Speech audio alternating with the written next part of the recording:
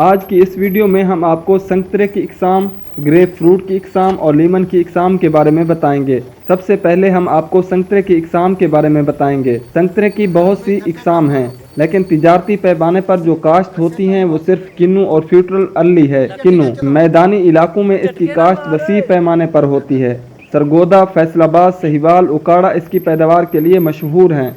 ये एक पछेती किस्म है जो फरवरी में पकती है। फ्यूटरल अर्ली ये एक अगेती किस्म है। फल का साइज दरमियाना, रंग सुर्खी माइल होता है। अब हम आपको ग्रेप फ्रूट की इकसाम के बारे में बताएंगे।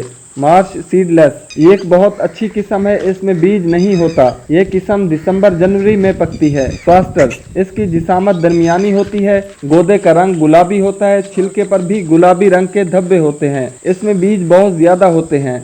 अब हम आपको लीमन की इकसाम के बारे में भी बताएंगे कि पाकिस्तान में कौन सी इकसाम जो ज़्यादा मशहूर हैं। लीमन में जो मशहूर इकसाम हैं वो यूरिका, लेस्बन और सीडलेस लेमन हैं।